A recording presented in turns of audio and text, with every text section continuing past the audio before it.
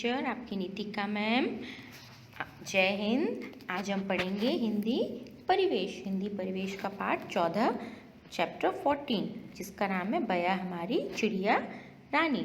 तो जल्दी से हिंदी परिवेश की बुक ओपन कीजिए, उसमें निकालिए पेज नंबर 111, मतलब 111 पेज नंबर निकालना है। उसमें हम ये बया हमारी चिड़िया रानी पाठ पढ़ना स्टार्ट करते हैं। एक पोयम है ना, ये कविता किसने लिखी है? महादेवी वर्मा इसकी कवित्री है, मतलब इसकी पोइट है। तो हम ये जल्दी से पढ़ते हैं ना पोयम। पाठ 14 बया हमारी चिड़िया रानी। बया हमारी चिड़िया रानी तिनके लाकर महल बनाती, ऊंची डालों पर लटकाती, खेतों से फिर दाना लाती, नदियों से भर लाती पानी, तुझको दूर न जाने देंगे, दानों से आंगन भर देंगे, और हौज में भर देंगे हम मीठा मीठा ठंडा पानी। फिर अंडे सेएगी तू जब निकलेंगे नन्हे बच्चे तब, हम आकर बारी बारी से कर लेंगे उनकी निगरानी। फिर जब उनके पर निकलेंगे बया बनेंगे उड़ जाएंगे, हम सब तेरे पास रहेंगे, तू रोना मत चिड़िया रानी। बया हमारी चिड़िया रानी। अभी आपने ये कविता सुनी, बया हमारी चिड़िया रानी। अब हम इस कविता को पढ़ते हैं और इसका अर्थ पढ़ते हैं। बया हमारी चिड़िया रानी तिनके लाकर महल बनाती। आपने देखा है ना, बया जो चिड़िया होती है उसका घोंसला कितना सुंदर होता है। तो इसमें क्या बताया, बया हमारी चिड़िया रानी है जो वो छोटे छोटे तिनके लाती है दूर दूर से और लाकर अपना महल बनाती है, मतलब अपना घोंसला बनाती है। ऊंची डालों पर लटकाती, खेतों से फिर दाना लाती, नदियों से भर लाती पानी। तो अपने खाने के लिए दाना कहाँ से लाती है? खेतों से, और नदियों से पानी लाती है, बार बार जाती है, थोड़ा थोड़ा करके पानी लाके पीती है। तो तिनके लाकर महल बनाती, छोटे छोटे तिनकों से अपना घोंसला बनाती है। और घोंसला कितना सुंदर होता है, ऐसे पेड़ पे लटका हुआ होता है, बहुत क्रिएटिव घोंसला लगता है ना बया का। फिर तुमको दूर न जाने देंगे, दानों से आंगन भर देंगे। तो बच्चे क्या कहते हैं इसमें, कवित्री क्या कहती है? तुमको दूर न जाने देंगे। कवित्री मैंने क्यों बोला? क्योंकि ये एक लेडी है, और जेंट्स होता है, कोई मेल होता है तो उसको कवि बोलते हैं। और महादेवी वर्मा कौन है? कवित्री है इसकी। तुझको दूर न जाने देंगे, दानों से आंगन भर देंगे। चिड़िया को दाना डालना तो बहुत अच्छी बात होती है ना। तो बच्चे क्या कह रहे हैं इसमें, ये बच्ची है कि तुमको हम दूर दूर खेतों तक नहीं जाने देंगे, यहीं पे आंगन में ही दाने बिखेर देंगे जिससे तुम उठा के खा लोगी। और हौज में भर देंगे हम मीठा मीठा ठंडा पानी। हौज क्या होता है? एक बड़ा सा बर्तन होता है जिसमें हम पानी स्टोर करके रखते हैं। तो उसमें ठंडा ठंडा मीठा मीठा अच्छा सा ताज़ा पानी भर देंगे, तो इतनी दूर नदी में तुमको नहीं जाना पड़ेगा। फिर अंडे सेएगी तू जब निकलेंगे नन्हे बच्चे तब। बया जो चिड़िया होती है वो अपने अंडे सेती है, तब तो उसमें से छोटे छोटे बच्चे निकलते हैं ना, चिड़िया के बच्चे। तो उसने क्या कहा, जब अंडे सेएगी तू जब निकलेंगे नन्हे बच्चे तब, हम आकर बारी बारी से कर लेंगे उनकी निगरानी। चिड़िया के जो बच्चे होते हैं, कोई बड़ा जानवर या कोई आके खा ना जाए या गिर ना जाए, टूट ना जाए, तो उसके लिए बच्चे क्या कह रहे हैं कि हम एक एक करके बारी बारी नंबर बाई नंबर आएंगे और उसकी निगरानी, उसकी टेक केयर करेंगे। फिर जब उनके पर निकलेंगे बया बनेंगे उड़ जाएंगे। फिर जब वो बच्चे बड़े हो जाएंगे, उनके पर मतलब पंख निकल आएंगे, तो वो बया बड़ी चिड़िया बनकर उड़ जाएंगे। हम सब तेरे पास रहेंगे, तू रोना मत चिड़िया रानी। जब बच्चे बड़े हो जाएंगे तो उड़ जाएंगे ना, फिर बया रानी फिर अकेली हो जाएगी चिड़िया रानी। तो बच्चों ने क्या कहा कि हम सब आपके पास ही रहेंगे, इसलिए तुम अकेले होने पर रोना मत, तू रोना मत चिड़िया रानी, बया हमारी चिड़िया रानी। बच्चे बहुत पसंद कर रहे हैं ना चिड़िया को, बया चिड़िया को। तो हमें क्या करना होता है, कभी भी कोई पशु पक्षी कुछ भी हो तो उसको खाने को पानी सब देना चाहिए, ये बहुत अच्छी बात होती है ना। चिड़िया के लिए दाना डालना, उसके लिए पानी रखना। नए शब्द, अब हम इसके नए शब्द पढ़ते हैं। कविता आपको अच्छी लगी ना? इसकी कवित्री कौन थी? महादेवी वर्मा। नए शब्द में क्या है? हौज। हौज मतलब पानी की टंकी, जो पानी की टंकी होती है ना वो हौज कहलाती है। फिर अंडे सेना, अंडे सेना मतलब चिड़िया का अपने अंडों पर बैठकर उन्हें गर्मी देना। बारी बारी एक के बाद एक, वन बाय वन। निगरानी मतलब देखभाल, टेक केयर। पर मतलब पंख, विंग्स होते हैं ना जो उसके पंख, उसको पर भी बोलते हैं। फिर अभी अभ्यास करते हैं, उसमें श्रुत लेख सुनकर लिखना। ऊंची लटकाती, आंगन, हौज, ठंडा, अंडे, निकलेंगे बच्चे, नदियों, निगरानी। ये हमारे श्रुत लेख हो गए। अभी हम कविता की बात पर आते हैं। कविता की बात में क्या है, नीचे दिए प्रश्नों के उत्तर दीजिए। इसमें प्रश्न दिए हैं, उसके हमें उत्तर देना है, मौखिक देना है प्रश्नोत्तर। पहला है, बया अपना घोंसला किससे बनाती है? तो बया अपना घोंसला तिनकों से बनाती है। फिर बया दाना कहाँ से लाती है? बया दाना खेतों से लाती है। बया नदियों से क्या लाती है? बया नदियों से पानी लाती है। फिर अभी हमको इसमें मौखिक में क्या करना है, कविता को याद करना है और गाना है। कविता तो अच्छी है, नई वाली छोटी सी है। अभी लिखित प्रश्न उत्तर पाते हैं। बया अपना घोंसला कहाँ लटकाती है? बया अपना घोंसला ऊंची डालों पर लटकाती है। उसका घोंसला कितना क्रिएटिव होता है, कैसे लटका हुआ होता है, कभी गिरता भी नहीं है। तो वो बहुत मेहनती चिड़िया होती है, एक एक तिनका लाकर इतना सुंदर सा घोंसला बनाती है। बच्चे आंगन को दानों से क्यों भर देना चाहते हैं? बच्चे आंगन को दानों से इसलिए भर देना चाहते हैं ताकि बया को कहीं दूर ना जाना पड़े, उसको वहीं पर दाना मिल जाए। फिर नेक्स्ट है, बच्चे मीठा पानी किस में भर देने की बात कर रहे हैं? बच्चे हौज में मीठा पानी भर देने की बात कर रहे हैं। हौज तो पता है ना, पानी की टंकी जो होती है वो हौज कहलाती है। फिर बच्चे बया को रोने के लिए क्यों मना कर रहे हैं? बच्चे बया से कह रहे हैं कि जब तेरे बच्चे बड़े होकर उड़ जाएंगे तो हम तेरे पास रहेंगे, इसलिए तुम रोना नहीं। फिर नंबर 2 में क्या है, नीचे दी पंक्तियों को पूरी कीजिए। इसको कविता को देख के इसको पूरा करना है। तुझको दूर न जाने देंगे, दानों से आंगन भर देंगे और हौज में भर देंगे हम मीठा मीठा ठंडा पानी। फिर नेक्स्ट है खौ में, फिर जब उनके पर निकलेंगे, बया बनेंगे उड़ जाएंगे, हम सब तेरे पास रहेंगे, तू रोना मत चिड़िया रानी। अभी भाषा की बात पर आते हैं।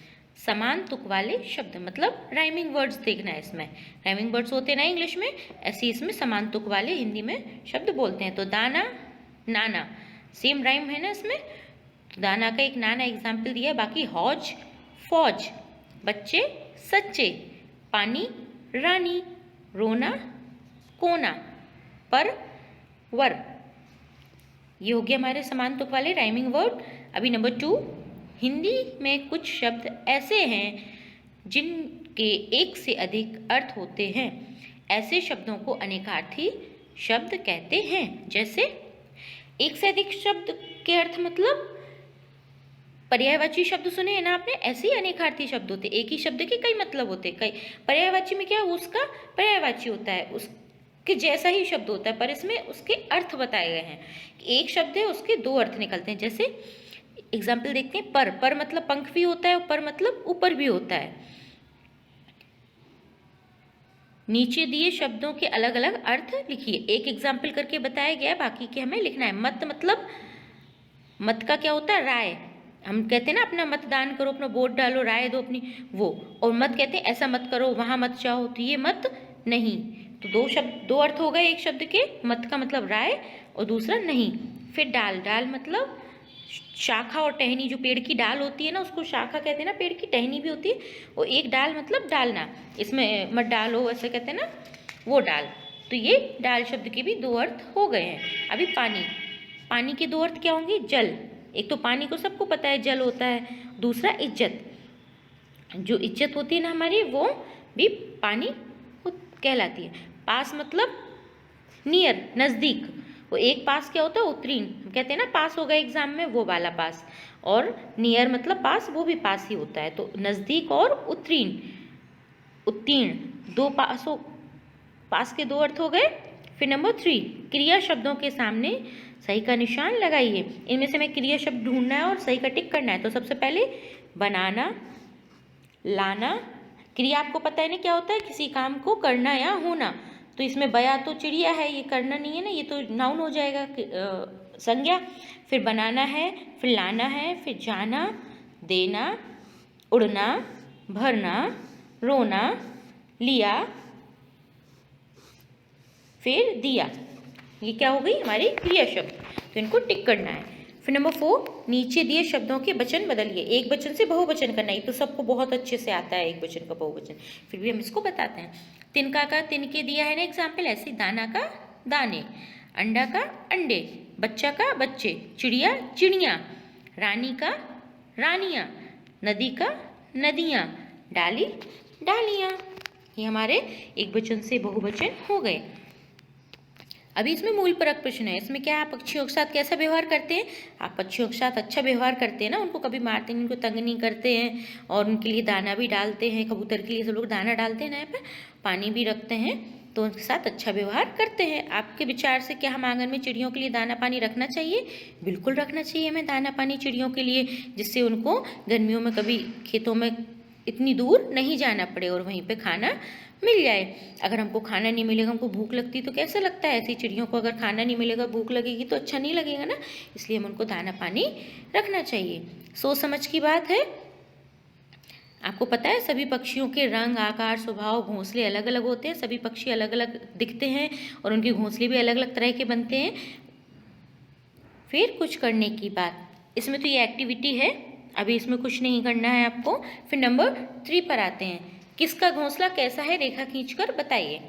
तो हमको इसमें देखना है बाज, दर्जन चिड़िया, बया और गौरैया दिखाया है ना। इसमें क्या अलग अलग पक्षी हैं, अलग रंग रूप है, अलग अलग तरह के हैं, थोड़ा थोड़ा अंतर है सब में, सबके घोंसले भी अलग दिखाए, इनको हमें मैचिंग करनी है।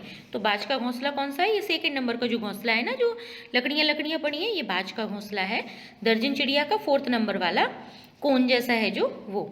फिर बया का कौन सा है? बया का तो सबको पता है, इसमें देखा था हैंगिंग जैसा होता है ना, नंबर 1 वाला घोंसला जो है। फिर गौरैया का घोंसला नंबर 3 वाला है, जो राउंड शेप में है। तो ये सबके घोंसले हैं, आपको इससे इसको मैचिंग करनी है। फिर दिए गए चित्र में रंग भरिए। ये एक पिक्चर दी गई है ना, इसमें बहुत सुंदर सा आपको कलर करना है। ये तो बहुत मजा आएगा आपको कलर करने में, आई नो। तो इसको अच्छे से सुंदर सा कलर करना, और कौन सा, पेंसिल या मोम कलर, स्केच कलर नहीं करना है, और बहुत सा सुंदर दिखना चाहिए। फिर अभी ये हमारा पाठ यहीं पर खत्म हो गया, बया हमारी चिड़िया रानी। तो इसमें आपको पता है ना क्या करना है, एक्सरसाइज बुक में ही करनी है, और इसकी प्रश्न उत्तर जो है ना, और नए शब्द नोटबुक में लिखने हैं। अभी हम इसके बाद, अभी हमने एक कविता पढ़ी, और हम एक कहानी पढ़ते हैं, रंगीन पक्षी। आपको बहुत मजा आएगा ये कहानी पढ़ने में। ये कहानी किसकी है? महाराजा कृष्णदेव राय की। और उनके दरबार में एक विशेष सलाहकार थे, कौन थे? तेनालीराम। आपने कहानियाँ सुनी भी होंगी कृष्णदेव राय और तेनालीराम की, यही एक ऐसी अच्छी कहानी है। तेनालीराम कौन थे? जैसे अकबर बीरबल की कहानियाँ सुनी है ना, बीरबल कोई भी परेशानी होती थी चुटकियों में तुरंत सॉल्व कर देते, ऐसी तेनालीराम माइंड के बहुत शार्प थे। तो वो राजा को कोई भी परेशानी में फंसने से पहले ही बता देते थे, और उनकी हमेशा मदद करते थे। वो उनके विशेष सलाहकार भी थे, मतलब मेन एडवाइजर थे। तो इनकी हम कहानी पढ़ते हैं। महाराज कृष्णदेव राय के दरबार में तेनालीराम विशेष सलाहकार थे। वे बहुत ही विद्वान थे, हर समस्या के हल भी तुरंत कर देते थे। अन्य दरबारी तेनालीराम से ईर्ष्या करते थे। क्यों ईर्ष्या करते थे? क्योंकि राजा तेनालीराम को सबसे ज़्यादा पसंद करते थे, क्योंकि वो बहुत बुद्धिमान थे। एक बार एक बहेलिया राज दरबार में आया और बोला, बहेलिया कौन होता है? जो पक्षियों को दाना डालकर उन पर जाल बिछाकर पकड़ता है, उसको बहेलिया बोलते हैं। तो एक बार एक बहेलिया दरबार में आया और बोला, क्या बोला? महाराज, यह सुंदर व रंगीन पक्षी मैं ही जंगल से लाया हूँ। यह बहुत मीठा गाता है तथा तोते के समान बोल भी सकता है, मोर के समान नाच सकता है। क्या आप इसे खरीदेंगे? पहले राजा लोग बहुत शौकीन होते थे ना नई नई अच्छी अच्छी चीज़ें खरीदने के। तो वो बहेलिया लेकर आया एक कलरफुल पक्षी, वो बोला ये तोते की तरह बोलता है, मोर की तरह नाचता है। तो राजा बहुत खुश हो गए ऐसे पक्षी को देखकर। फिर बोले, हाँ हाँ, हम इसे ज़रूर खरीदेंगे। ये लो 50 स्वर्ण मुद्राएं, इसे महल के बगीचे में रखवा दो। राजा ने क्या किया? उसको 50 स्वर्ण मुद्राएं दी, सोने की कॉइन्स, गोल्ड कॉइन्स दिए, और कहा इसे महल में रखवा दो। तेनालीराम अपने स्थान पर खड़े हुए थे और बोले, वहीं पे तेनालीराम भी खड़े हुए थे, और उन्होंने क्या देखा और बोले, ठहरिए महाराज, मुझे नहीं लगता ये पक्षी मोर के समान नृत्य कर सकता है। तो वो बहेलिया क्या कहता है, महाराज मैं एक गरीब आदमी हूँ, मुझे तेनालीराम झूठा क्यों कह रहे हैं? फिर राजा ने कहा, तेनालीराम क्या तुम अपनी बात सिद्ध कर सकते हो, मतलब साबित कर सकते हो, प्रूफ दे सकते हो कि ये मोर की तरह नहीं नाच सकते? बहेलिया झूठ बोल रहा है। फिर तेनालीराम ने क्या किया? तेनालीराम ने एक गिलास पानी पक्षी के पिंजरे में डाल दिया, और पानी का रंग हल्का भूरा और पानी रंगीन हो गया। क्या हुआ? उसने जैसे ही पक्षी के ऊपर पानी डाला, उस जो रंगीन पक्षी दिखाई दे रहा था उसका पूरा कलर निकल गया और पानी कलरफुल हो गया। फिर क्या हुआ?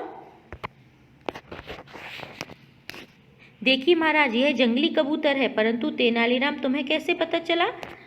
महाराज ने कहा, तुमको कैसे पता चला एक जंगली कबूतर है? देखने में तो बाहर से नहीं लग रहा था, बिल्कुल अच्छा लग रहा था। फिर उसने कहा, महाराज बहेलिये के रंगीन नाखून से देखिए पक्षी पर लगा रंग तथा उसके नाखूनों का रंग समान है। मतलब बहेलिये ने उसके ऊपर कलर किया होगा, तो कलर करते वक्त कलर लग जाता है ना हमारे हाथों में, हमारे कपड़ों में, तो बहेलिये के हाथों में वो कलर लगा हुआ था। तो तेनालीराम को पता चल गया कि जो पक्षी का कलर है वही उसके हाथों नाखून का में जो कलर लगा है नेल्स में सेम है, तो इसलिए वो असली नहीं है। अपनी पोल खुलते हुए देख बहेलिया वहाँ से भागने लगा। सिपाहियों ने उसे पकड़ लिया। जैसे ही बहेलिया को लगा कि मेरी जो मैंने चालाकी दिखाई मेरी पकड़ी गई है, तो वहाँ से भागने लगा कि राजा तो अब दंड देंगे, सजा देंगे। वहाँ से भागने लगा, सिपाहियों ने उसे पकड़ लिया। इसे कारागार में डाल दिया जाए। राजा को बहुत गुस्सा आया कि इसने मुझे चीट किया। उसने कहा, इसे कारागार में डाल दो। वहाँ तेनाली, तुमने कमाल कर दिया, यह लो अपना पुरस्कार। और वो जो पुरस्कार उसको देने वाला था बहेलिये को, उसने तेनालीराम को दिया, क्योंकि उसने तेनालीराम ने सच्चाई का पता लगाया था। ये कहानी आपको अच्छी लगी ना? हम अपनी सूझबूझ और अपने दिमाग से किसी भी समस्या का हल तुरंत निकाल लेते हैं। तो हमें हमेशा अपने कहते हैं ना, नज़र को, अपने दिमाग को हमेशा एकदम एक्टिव रखना चाहिए कि कहीं भी कुछ भी गलत हो रहा है हम तुरंत पकड़ लें कैसे ये गलत हो रहा है। ये कहानी अच्छी थी ना राजा कृष्णदेव राय और तेनालीराम की। आप इसको पढ़ना एक बार और फिर अपने घर में सबको सुनाना। अभी हम नेक्स्ट पार्ट पढ़ेंगे, तब तक के लिए बाय बाय, थैंक यू।